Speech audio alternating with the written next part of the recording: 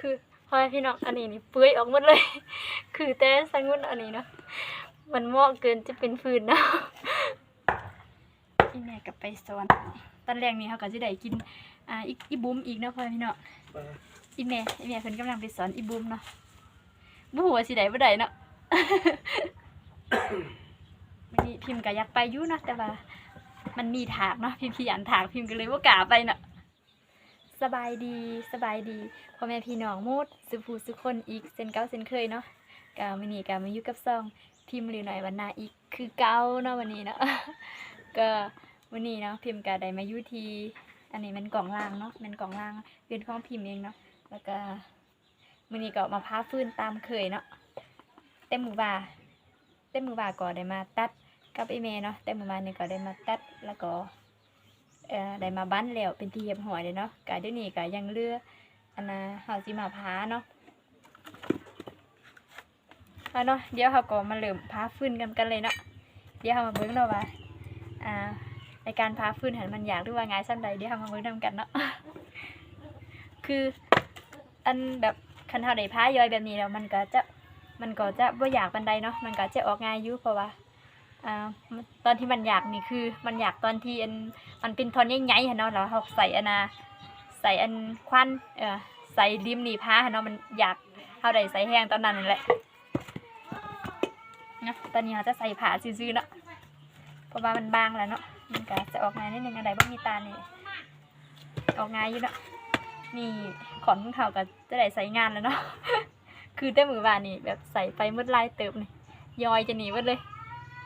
คือตอนเสาร์มื้อนี้นะพิมพ์กะได้มาพาแต่เสาร์เลยเนาะแล้วก็ให้แม่อันเป่าหุดเขาทาเนาะพิมพ์ได้มาพาแต่เสาร์แล้วก็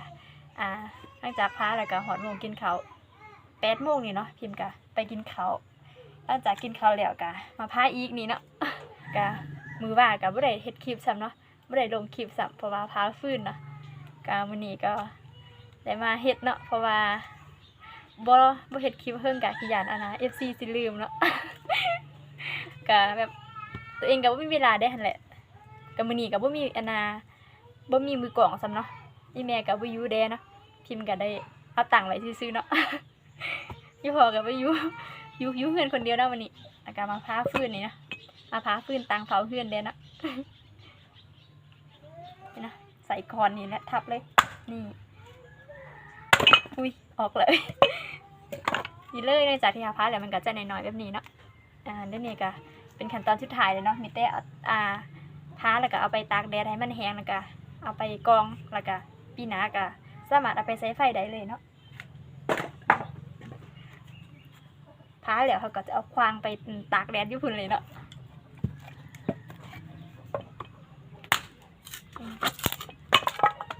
มันก็จะออกง่ายๆนิดนึงเนาะคืออันนี้มันพิมพ์ในผ้าไว้แต่ตอนเสาร์แล้วเนาะมันก็เลยออกเป็นกีบแบบนี้แต่เสียดายเนาะ บ่อยากเอาใช้ไฟเลยเพราะว่ามันเหมาะเนาะเสียดายเอาไว้เฮ็ดอันสั่งๆเนาะ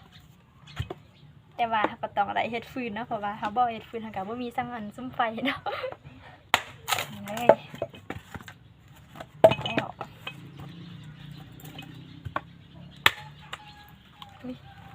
อันนี้แน่น ต้องใส่ไม้ขอนทับออกเลย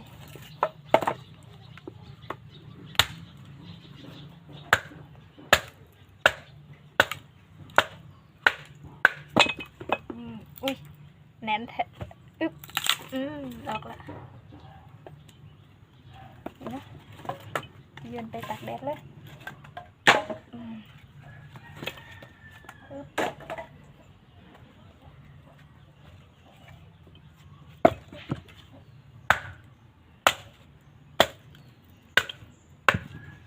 ค่ะมันจะหนีอยู่เลยเหนียวขนาด เฮ้ยได้ละ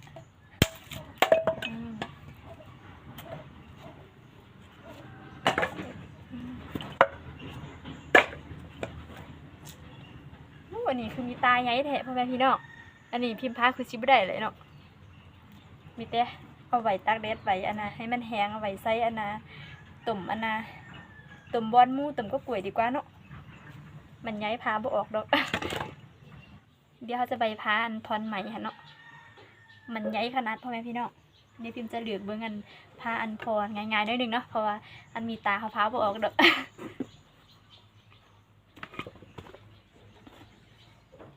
เอาอันใดดีเนาะพิมพ์แล้วนี่เลยพิมพ์จะผ้าอันนี้เนาะอันนี้มันพองามนิดนึงเนาะอันนี้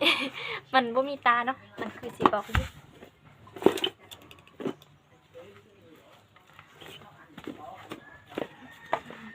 เดี๋ยวมานี่เนาะเดี๋ยวเอาเบิ่งนำกันเนาะว่าพิมพ์จะอันเฮ็ดแนวใดเนาะในการพาฟื้นนี่เลยพิมพ์ก็จะเอาไซส์แบบนี้เนาะห้องไซส์แบบนี้เนาะใส่อีกอันนึงคือเขาเฮ็ดหน้ากับบ่ได้เนาะเฮ็ดหน้ามันก็จะอยากเลยเนาะเวลาเขาพามันจะบ่ออกง่ายนะเขาก็จะใส่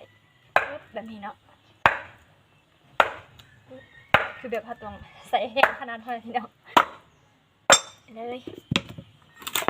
ออกแล้วนี่เนาะมันก็จะออกมาแบบนี้เนาะเขาก็จะใส่ลิ้มอันนี้ผ้าให้มันย้อยนิดนึงแล้วก็เขาก็จะใส่ผ้าคือตะกี้เนาะ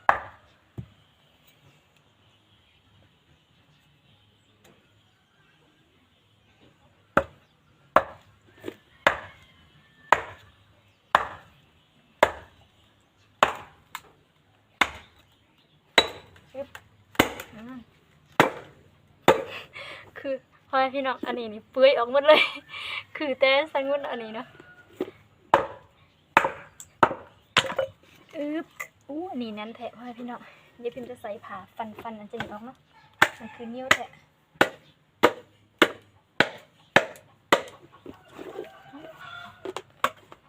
ใส่ผ่าซับกันออกเนาะใส่ผ่าซุยแล้ววันนี้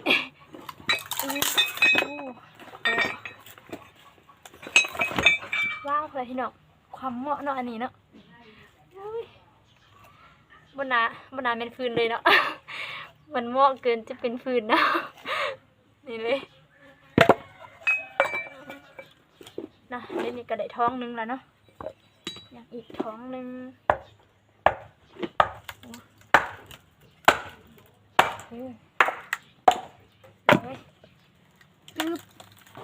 ว้าวเดี๋ยวผมจะใส่ไหมอันนี้ใส่เนาะตอกให้มันออกเนาะ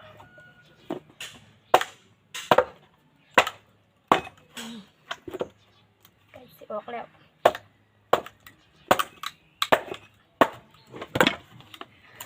ว้าวออกแล้วเนาะวันนี้เนาะเอาเข้ามา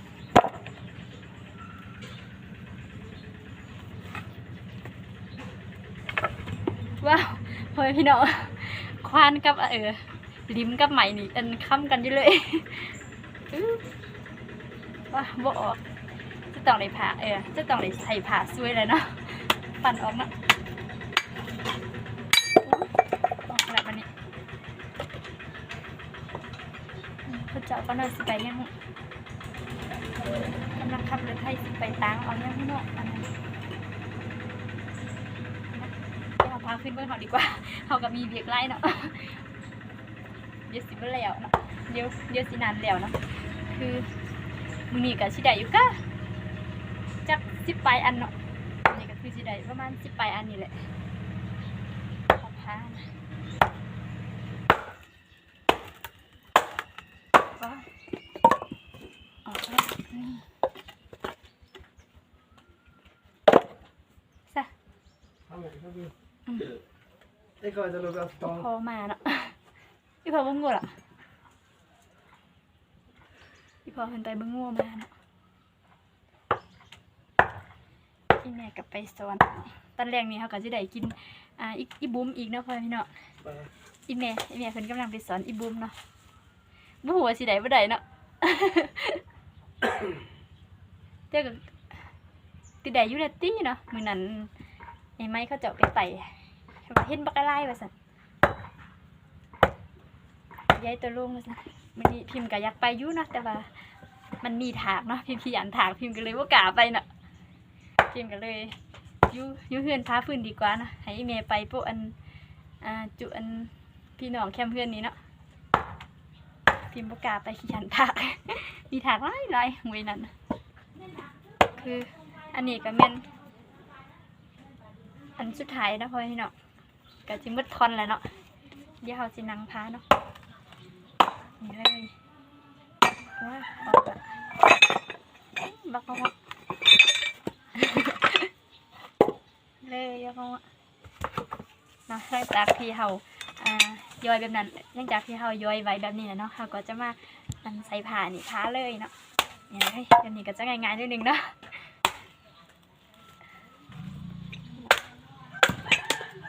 เราก็จะท้าแบบนี้ไปเรื่อยๆจนกว่าสิมุดนี่แหละเนาะ คือเขาก็จะต้องเผาผ้าให้มันเหลวไวๆเนาะเพราะว่าเขาท้าโดนไปให้ฟืนนี่พอแบบพอแห้งได้นึงนะมันก็จะพ้าอยากเนาะมันจะเหนียวเนาะเตรียมกันเลย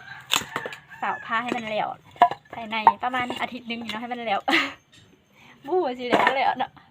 แต่ก็ต้องเร่งให้สุดขีดเลยเนาะก็คือสิเหลวง่ายอยู่เนาะเพราะว่าส่วนลายมันก็มีหูมีตาใหม่แบบเฮาพาสิบอกมันก็เห็นลายอันอยู่เนาะ คือเจออยู่ค่ะอันน่ะจัก10 ทอนนี่นะคือเห็นแบบมันเป็นตาแบบสิพาอยากนะมีลายอยู่เนาะ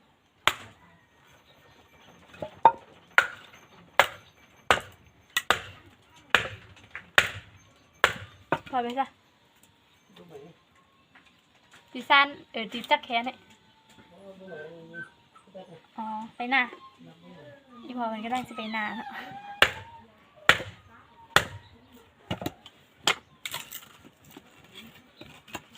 อยู่เงินคนเดียวอีกแล้ว อยู่พอมาเพื่อเดียวอีพอก็ไปหน้าอีกแล้วเนาะ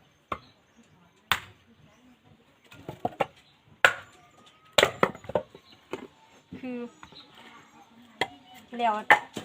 ยวหน้าแต่ก็ยังไหนไปหน้าอยู่เนาะพ่อพี่น้อง เพราะว่ามันก็ยังมีเวียกเนาะที่พอได้เอางูไปนานเนาะที่พอก็เลยได้ไปเบิ้งตลอดเนาะ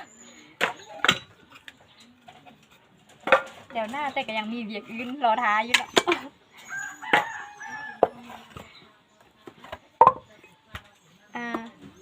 เบิ้งรวมๆคือแบบหลังจากที่แล้วหน้าเดี๋ยวเขาก็คือซิบ่มีเวียกสร้างเนาะแต่ว่าความเป็นจริงนะมันเวียกบักอะไรเนาะพ่อพี่น้อง อันใดกันดีเฮ็ดมันเนาะเอาเนาะพิมพ์ก็จะได้จบไว้เพียงซ้ำนี้ก่อนเนาะพ่อแม่พี่น้องพิมพ์ก็จะได้อำลาพาจากพ่อแม่พี่น้องไปก่อนเนาะคือพิมพ์ก็จะใส่เวลาในการพาฟื้นได้เนาะ มีแต่สำหรับคลิปนี้ก็บ่มีหยังหลายเนาะมีแต่แบบพิมพ์ก็อยากจะมาแบบทักทาย FC เนาะขี้หยันอ้ายๆที่ FC ลืมเนาะ พิมพ์ก็เลยมาเฮ็ดคลิปเนาะก็มีแต่มาแบบมาท้ายการใช้ชีวิตประจำวันของพิมพ์เนาะพิมพ์ก็บ่ฮู้สิเฮ็ดคลิปหยังนั่นแหละ มีแต่พิมพ์เฮ็ดอันใดก็ท้ายคลิปอันนั้นลงให้เนาะอย่าฝ่าเบื่อกันเด้อเนาะช่วงนี้ช่วงนี้ก็มีแต่ท้ายคลิปแต่แบบท้าฟื้นเนาะลายมือเลยเด้เนาะยังบ่แล้ว ก็สำหรับคลิปนี้ก็สิมีแต่ซ้ำนี้เลยนะพ่อพี่เนาะกดคอมเมนต์กดติดตามกดไลค์กดแชร์กดหมดทุกอันนั่นแหละเนาะ กดให้พิมพ์เด้เนาะคือเป็นกำลังใจให้พิมพ์สร้างคลิปในครั้งต่อๆไปเด้อเนาะพ่อพี่เนาะสำหรับคลิปนี้ก็บ๊ายบายไปพบกันไหมในคลิปต่อไปเนาะ